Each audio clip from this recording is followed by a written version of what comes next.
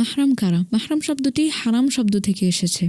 গায়ের মাহরাম কারা? এদের সাথে নির্জন একাকী অবস্থান করা সম্পূর্ণ নিষিদ্ধ। যুগের পরিবর্তনের সাথে সাথে কর্মক্ষেত্র ও সামাজিক যোগাযোগ বৃদ্ধি পেলেও আল্লাহর শরীয়তের বিধান একই আছে। এই বিষয়ে শিথিলতা সমাজে বহু পারিবারিক সমস্যা ও ফিতনার জন্ম দিয়েছে। আলহামদুলিল্লাহ ওয়াসসালাতু ওয়াসসালামু আলা রাসূলিল্লাহ সাল্লাল্লাহু আলাইহি ওয়াসাল্লাম। আজ আমরা ইসলামের অত্যন্ত গুরুত্বপূর্ণ একটি বিধান নিয়ে আলোচনা করব, যা আমাদের পরিবার ও সমাজকে নৈতিক অবক্ষয় থেকে রক্ষা করে। এটি হলো মাহরাম এবং গায়ের মাহরামের ধারণা। ইসলামের নারী ও পুরুষের সম্পর্ক, দেখা সাক্ষাৎ এবং যোগাযোগের ক্ষেত্রে এই বিধান একটি সুস্পষ্ট সীমারেখা টেনে দিয়েছে আমাদের মাঝে। মাহরাম কারা? মাহরাম শব্দটি হারাম শব্দ থেকে এসেছে, যার অর্থ নিষিদ্ধ। ইসলামী পরিভাষায় মাহরাম হলো সেই সকল নিকটাত্মীয় যাদের সাথে আমাদের বিবাহ বন্ধনে আবদ্ধ হওয়া হারাম, আর এদের সামনে পর্দা করার বাধ্যবাধকতা শিথিল। এই সম্পর্কগুলো মূলত তিন কারণে স্থাপিত হয়। প্রথমত, রক্তের সম্পর্ক, যেমন বাবা, ভাই, ছেলে, দাদা, নানা, ভাগিনা, ভাতিজা ইত্যাদি। দ্বিতীয়ত, দুগ্ধপানের সম্পর্ক,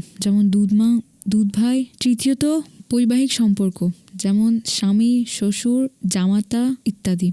গায়ের মাহরাম কারা? গায়ের মাহরাম হলো সেই সকল পুরুষ যাদের সাথে বিবাহ বন্ধনে আবদ্ধ হওয়া বৈধ এবং তাদের সাথে শরীয়ত সম্মত পর্দা বজায় রাখা আমাদের জন্য ফরজ। এদের সাথে নির্জন একাকী অবস্থান করা সম্পূর্ণ নিষিদ্ধ। সাধারণত চাচাতো, মামাতো, খালাতো, ফুপাতো, ভাই এবং দেবর, ভাসুর, খালু, দুলাভাই ইত্যাদি এরা গায়ের মাহরামের অন্তর্ভুক্ত। নবী আকরাম সাল্লাল্লাহু আলাইহি ওয়াসাল্লাম একটি সুস্পষ্ট সতর্কতা দিয়েছেন। তিনি বলেন, ইয়াকুম ওয়াদ-দুখুল আলান নিসা। ফাকালা রাজুলুন মিনাল আনসার, ইয়া রাসূলুল্লাহ সাল্লাল্লাহু আলাইহি ওয়াসাল্লাম, আফারাআইতাল হামু? ক্বালা আল হামুল মাউত। তিনি বলেন, সাবধান, মহিলাদের সাথে তোমরা কেউ অবাধে দেখা সাক্ষাৎ করবে না। আনসারের এক ব্যক্তি আরজ করল, ইয়া রাসূলুল্লাহ, দেবর সম্পর্কে আপনার কি মত? তিনি বললেন, দেবর তো মৃত্যুর সমতুল্য। এই হাদিসে দেবরকে মৃত্যুর সমতুল্য বলা হয়েছে, যা বোঝায় দেবর ভাসুরের সাথে অবাধ মেলামেশা অত্যন্ত মারাত্মক এবং ধ্বংসাত্মক ফিতনার কারণ হতে পারে। যুগের পরিবর্তনের সাথে সাথে কর্মক্ষেত্র ও সামাজিক যোগাযোগ বৃদ্ধি পেলেও আল্লাহর শরীয়তের বিধান একই আছে। আজকাল সহকর্মীদের সাথে দীর্ঘ সময় কাজ করতে হয়। গায়ের মাহরাম সহকর্মীর সাথে কাজের প্রয়োজনে কথাও বলতে হয় বা সহযোগিতা নিতে হয়। নির্জনে দীর্ঘক্ষণ অবস্থান করা বা ব্যক্তিগত অপ্রয়োজনীয়তা গল্প করা বা কণ্ঠস্বরে অতিরিক্ত কোমলতা পরিহার করা উচিত। কোরআনে আল্লাহ তাআলা আমাদেরকে সতর্ক করে ইরশাদ করেন, ইনিত্তাকাইতুন্না ফালা তাখদা'না বিল কওল। যদি তোমরা আল্লাহকে ভয় করো তবে পরপুরুষের সাথে কোমল কণ্ঠে কথা বলো না। সূরা আহজাব আয়াত নাম্বার 32। অনেক সময় আমরা চাচাতো, মামাতো ভাই বা দেবরকে মাহরাম মনে করে থাকি। আপন ভাই ছাড়া এই সম্পর্কগুলো